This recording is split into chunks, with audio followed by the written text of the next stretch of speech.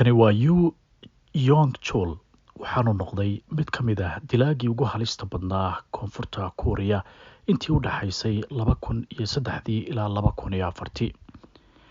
Ninkani magaalada waxa uu ku abuuray cabsi iyo walwal. Warbaahintu waxay baahi u qabeen jawaabta ay boolisku ka bixinayaan ninkan iyo falalka uu sameynaya intaba. Waxaana boolisku kaliya ay hayaan hubka uu wax ku dilo oo ah hammer ama burus gacan ku samaysa uu doortay inuu falka ku geysto. Dilalka uu geystayna waxay noqdeen kuwo argagax ku abuuray dadka oo aanay horay weligood u arag. Yu Yong Chol inta uusan noqon dilaaga halista badan ee gacantiisu ku dilay in ka badan 25 ruux. Horay waxa uu ahaa nin dhowr jeer ay boolisku qabteen oo xabsi soo arkay kadib tuuganimo iska caadi ah oo uu geysan jiray sida inuu guryaha u dhaco habeenkii iyo inuu lacagaha kaashka dadka ka qaatay inta kaliya. 2004 maamulaha goob masaajka dadka loogu sameeyo ama dadka loogu masaajeeyo ayaa ka warhelay inay maqan tahay mid ka mid ah gabdhaha ka shaqeeya goobta. Waana iska caadi in qof shaqeeya la waayo mararka qaar oo saaxiibada iyo familka qofka aanay wax walwala muujin maadaama busy ama mashquul uu noqon karo. Balse waxay markaa dhanka kale u sahlanaan kartaa ama u sahlan in dhibaatooyin ay sidoo kale la kulmaan. Laakiin waxay wax waliba isbedeleen markii maamulihii goobta masaajka lagu sameeyo uu helay fariin kaga timid mobilka gabadhii la waayay oo uu soo diray nin sheegaya inuu rabo qof u shaqeeya oo masaaj u sameeya. Taasi waa iska caadi dhanka kale, laakiin midda la yaab kale waxay noqotay in mobilka fariinta laga soo diray ay leedahay gabadha ama gabadhii lala. Balse maamulihii ayaa arrinkii la wadaagay booliska, taasoo keentay in boolisku ay dabayn u dhigaan Mr. Yu oo ay yiraahdaan maamulihiina u sheegaan imaw xarunta si hawshaada lagugu qabto. Si toos ah oo aan gambad lahayn ayuuna Mr. Yu u yimi goobtii isagoo soo markaasi ku soo dhacay dabintii boolisku u dhigeen. Isla markiiba booliska ayaa u kaxeeyay saldhigga iyagoo bilaabay su'aalo ay weydiinayaan. Balse dhanka kale boolisku waxay kaliya ay moodayaan kiis iska caadi ah sida afduub iyo human trafficking waxa la yiraahdo. Balse ma oga in arrinta qarsoon ay tahay in uu hor fadhiyo ay su'aalo weydiinayaan mid ka mid ah dilayaasha ugu halista badan dalkaasi. Mana oga in ninkani uu soo dilay xilliga ay su'aalaha weydiinayaan 20 qof oo isugu jira dad da' ah oo intooda badan ah dadka iska ladan ama qoysaska hantida haysta ee ku noolaa magaalooyinka goobta uu ka deganaa wadanka koonfurta Kuuriya.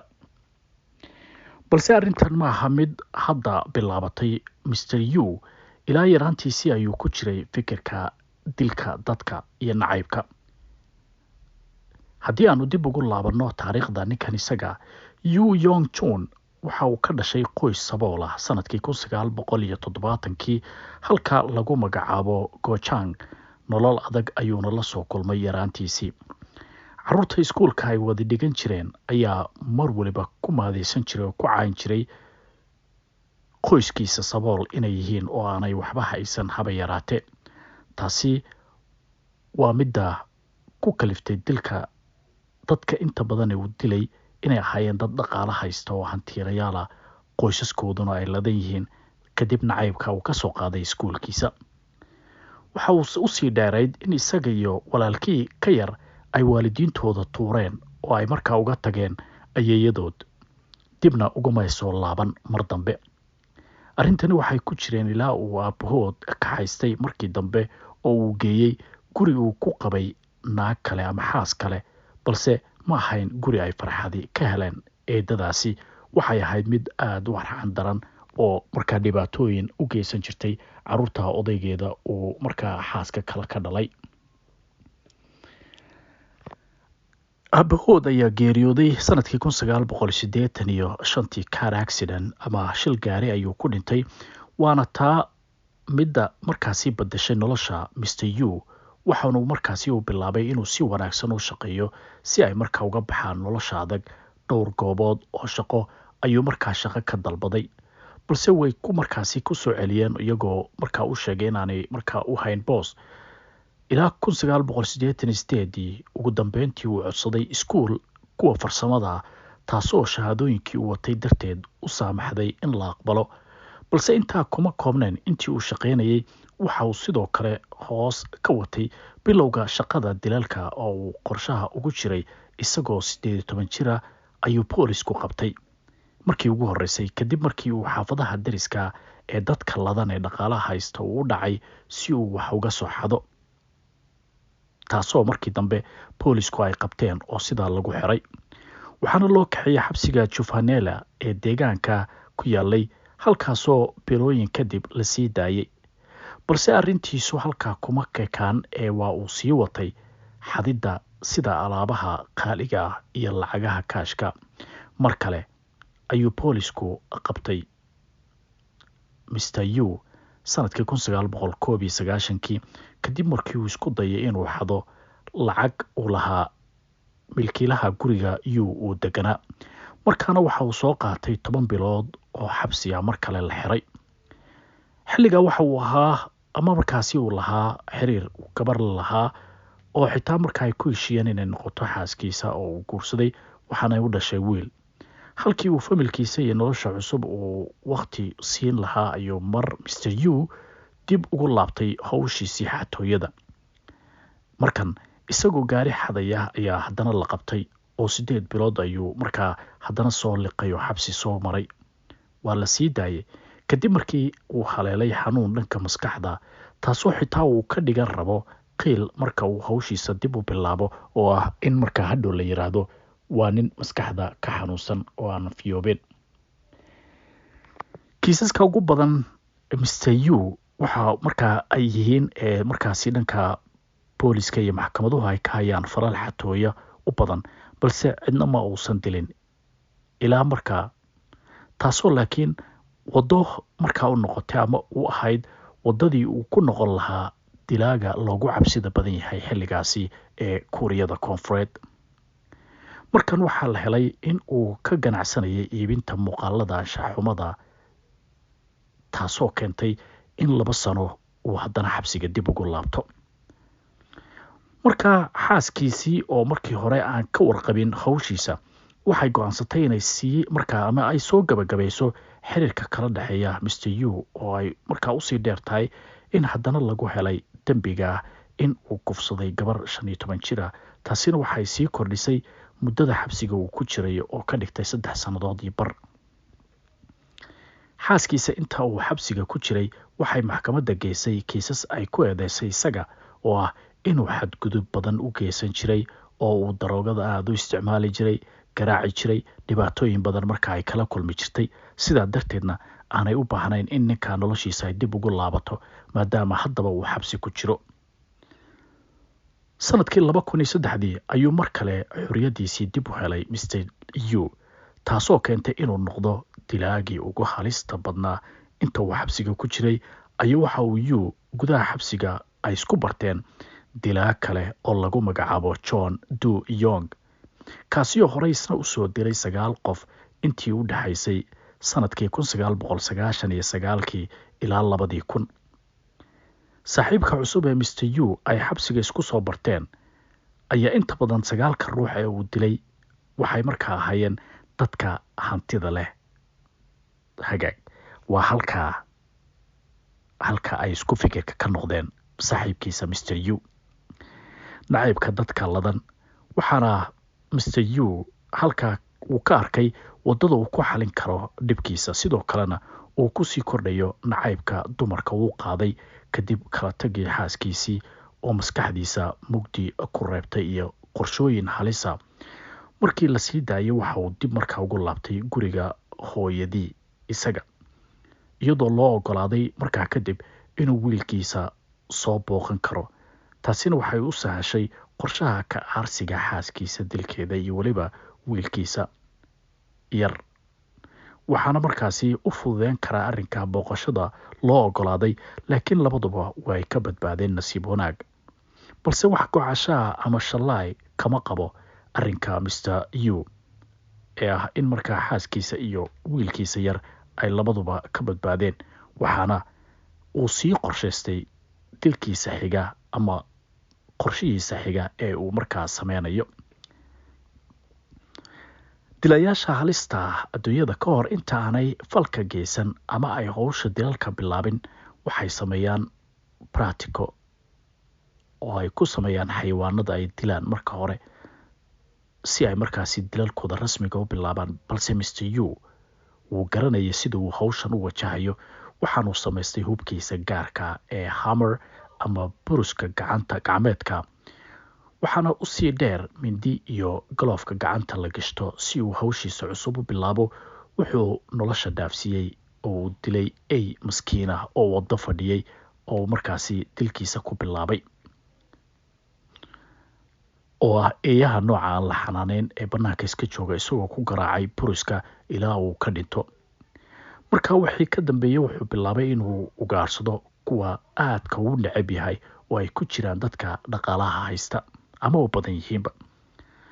Sebtembar 24/2003 Mr. Yu oo muddo 2 wiig ama 2 toddobaad uun xabsiga ka soo maqan oo xor ah ayaa si toosa u bartilmaameedsaday xaafadaha dadka ladan, gaar ahaan Siin Sudan, halka la yiraahdo muddo dheer kama soo wareegan markii uu dilkii ugu horreeyay geystay. Lee Dyong-son waa professor retire ah oo howlgab ah oo 70 sano jir ah. waxa uu la noolaa xaaskiisa Eun Og. digniin la'aan ayuu si toosa gurigooda u wahday abaaro 10kii fiidnimo, isagoo si naxariis darra dhanka qoorta uga garaacay buruskii uu sitay Mr. Lee kadib inta uusan xaaskiisa gaarin oo iyana uu dilay.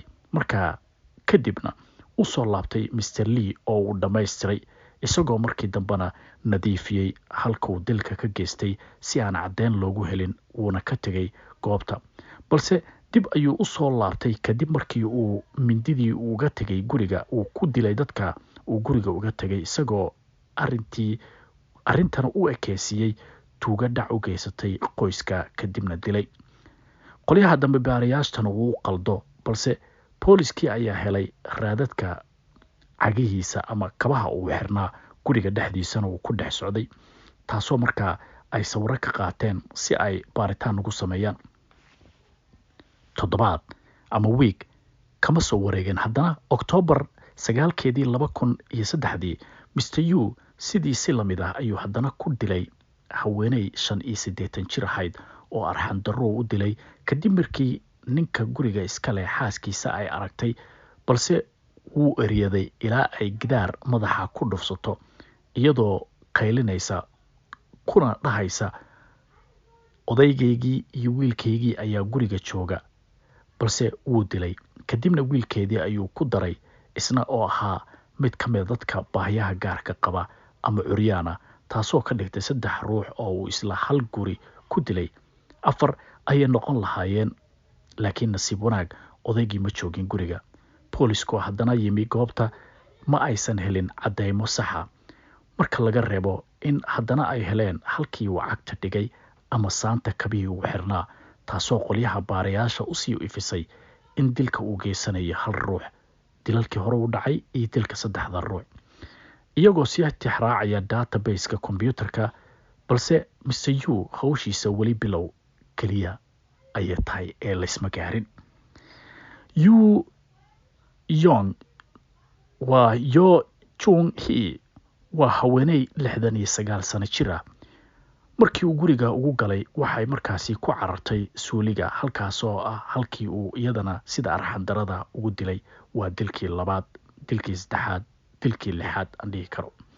taasina waxay markaasi indhaha u furtay warbaahinta oo ku baraarugay isla markaana su'aalo iska weydiinaya in falalkan arxan darada boolisku footprint ama cagaha saanta halka uu dhigay dilaaga mooye aanay wax kala markaa haynin, taasoo walaac ku sii abuurtay dadkii ku noolaa deegaankaasi. balse si aan markaasi loo sii qalqalgelin bulshada, boolisku waxay markaa bilaabeen inay ku qanciyaan warbaahinta inay ku raajoogaan dilaaga goordhowna lasoo qaban doono, dadkuna ay isdejiyaan. 2 toddobaad kadib Mr. Yu wuxuu halkiisii kasii watay qorshihiisa dilalka. November 18 2003 isagoo cagta saaray wadada dadka dhaqaalaha haysta ee taajiriinta, markaana waa Haywena Dong halkeeda la yiraahdo. Wuxuu ku jabiyay guriga, wuxuuna durbadiiba helay gabadhii guriga ka shaqeynaysay ee shaqaalahayd, isagoo mindida ku cabsi geliyay si ay u toosto halka qolka jiifka 87 jir guriga iska leh Kim Jong Seok iyo wiil yar oo 1 sano jir ahaa. Durbadiiba waxa uu markaasi buruskii la dhacay 87 jirkii. Gabadhii guriga ka shaqeynaysay waxay markaasi la carartay wiilkii yaraa, isagoo eryaday oo ka qaaday wiilkii yaraa oo qol kale oo gooniya geeyay. Wuxuuna markaa u soo laabtay gabadhii shaqaalaha ahayd oo halka uu ku dilay, balse oohinta wiilka yar oo saa'id ahayd waxay markaasi soo kicisay dadkii deriska ahaa. Mr. Yu mar kale ayuu haddana sidii u nadiifiyay halkii uu dilka ka geystay, ugana dhigay in tuuga soo gashay oo dadka dhacday kadibna dishay. Balse arrinta sidii way ka duwan tahay markan. Mr. Yu wuxuu dhaawac iska gaarsiiyay gacanta intii guriga uu hagaajinayay mindidii uu sitay, taasoo keentay in baaritaanka DNA-da in la helo ay sahlayso. Balse si uu arrinka uga hortago waxa uu dab qabadsiiyay gurigii, iyadoo markaa waliba wiilkii yaraa uu ku jiro gudaha guriga, uu ku dhex jiro wiilka. Waliba intuu meel dheer ka istaagay ayuu guriga daawanayay siduu u gubanayo. Balse arrinta mucjisada ayaa ahayd in wiilkii yaraa ee uu badbaaday kadib markii dadkii soo gurmaday dabka guriga qabsaday dartii ay ka soo gaareen. Boolisku markii ay yimaadeen ma aysan helin si lamid ah wax cadayna, balse kaamiradaha CC kaamirada la yiraahdo guriga ayaa dib loogu laabtay, waxaana la helay Mr. Yu oo sii jeeda oo sii socda, taasoo ka dhigan inaan sawir ama muuqaal toosa laga helin marka laga reebo sii jeedkiisa dambe iyo dharka uu xirnaa. Isagoo isku dayay inuu booliska qaldo, Mr. Yu markaan waxa uu bedelay qorshihiisa, waxaanu markaasi u rogay dhanka kale. Markaan waxa uu samaystay dress ama dharka booliska ilaalada wadooyinka si uu halkaasi sahlan uga helo cidda kale ee victimka ama dhibanaha u noqonaysa ee uu bartilmaameysanayo. Isagoo qorshahan cusub bilaabay inuu lacago uga helo dadka dhaqaalaha haysta oo uu ku soo oogayo dambiyo aanay gelin, sidaana uu dhaqaalo uga qaadanayo. Balse markan waxa uu u weecday dhanka dumarka, isagoo bilaabay lahaasaawidda dumarka. Gabadhii ugu horeysay oo ay arrinka markaa uu ka bilaabay ee lahaasaawidda dumarka ayaa kadib markii ay ogaatay in ninkan uu horey u soo guursaday xiriirna markaasi u lahaa, ay u jartay xiriirkii, dib dambana umaanay wada hadlin.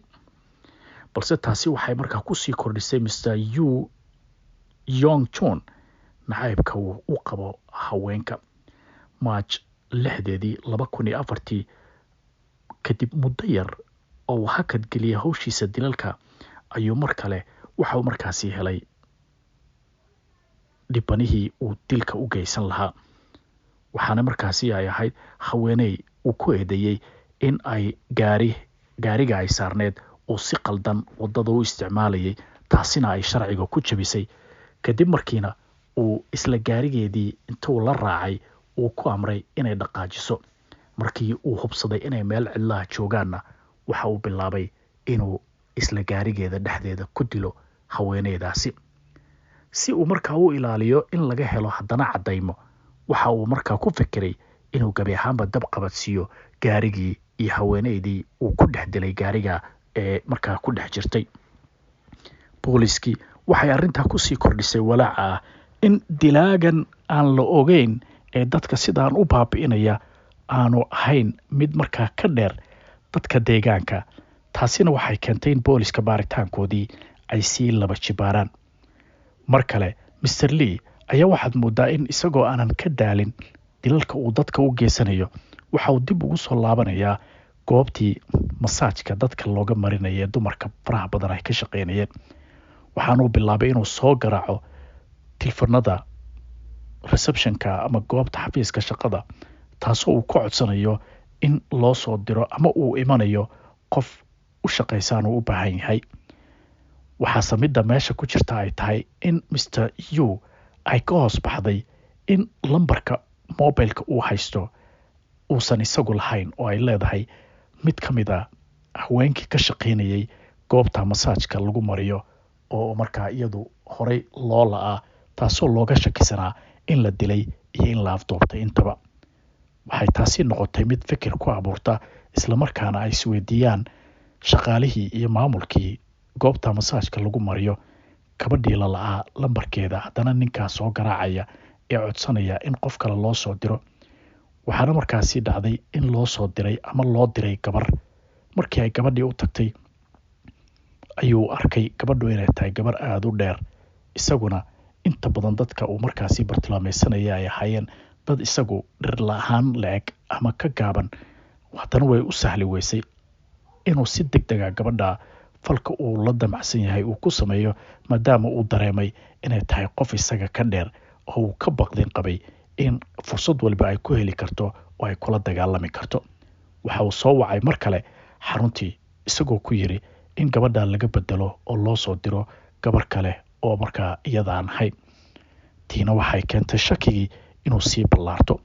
booliskii ayaa arrintii la wargeliyey, waxaana markaasi iyadoo booliska baaritaankooda oo ay wataan haddana Mr. Lee laayuu loo soo diray gabar kale, balse gabadha waxay noqotay mid Mr. Yu aan dib uga soo laaban oo uu dilo. dhanka kalese waxay noqotay gabadha suurtagalka ka dhigtay in Mr. Yu gacanta lagu dhigo. booliska ayaa qabtay iyadoo markaasi la weydiiyey su-aalo ah dadka ama dumarka uu afduubtay halka uu geeyey, balse waxa uu boolisku lama filaan uga dhigay in booliska aanay ka warhayn howsha uu hayo ee ah in gabdhaha ama dumarka uu ka haystay aanu afduuban ama uusan ka dhigin dumarka la iibiyo ee uu dilay gebi ahaantoodba. booliisku waa ay markaa shoog bay ku noqotay, waana ay aamini waayeen si bal ninkan waxa uu sheegaya loo ogaaday inay wax saxa yihiin iyo in kale. ayaa qolyihii su-aalaha weydiinaya waxay bilaabeen inay ka furaan katiinkii ama silsiladihii ay ku xireen qolka baaritaanka, islamarkaana ay yidhaahdaan waan kusoo laabanaynaa, albaabkiina usii furay ku talagal. iyagoo ka tagay Mr. Yu waxa uu islamarkiiba ku fikiray inuu baxsado. waa uu baxsaday, waxaana u cararay hoygiisii si uu u tirtiro cadeen walba oo uu markaa hayay. booliisku muddo 12 saacadood ayaa ka soo wareegata markuu baxsaday Mr. Yu. weli waxay wadaan baaritaankooda iyagoose ka warqaba halka uu ku jiro iyo howsha uu markaa sameynayo. Mr. Yu waxaa sheekada ku jirta meesha ay tahay markii markan lasoo qabtay haddana ee ah markan inaanu ka baxsan doonin halka laguna ogaaday dembiyada uu galay, uu booliska u tilmaamay halkii uu ku aasay dadkii uu laayay oo dhan. isagoona arrinta la yaab kale ee uu sheegay ay tahay in qaar ka mid ah dadkii victimka u ahaa dhibanaha ee uu dilay markii uu waayay goob uu ku aaso in hilbahoodii intuu karsaday uu cunay. taasi waxay ku noqotay dadkii deegaanada uu ugaarsiga ka sameynayay walbahaar iyo walaac ku abuurta. arrintiisu way ka gudubtay Kuuriyada Koonfureed, waxaanay markaa qabsatay adduunyadoo dhan oo warbaahintu si kala duwan ay uga kala hadlayaan, iyagoo ciwaanana uga dhiganaya ninkii 28 ruux cunay.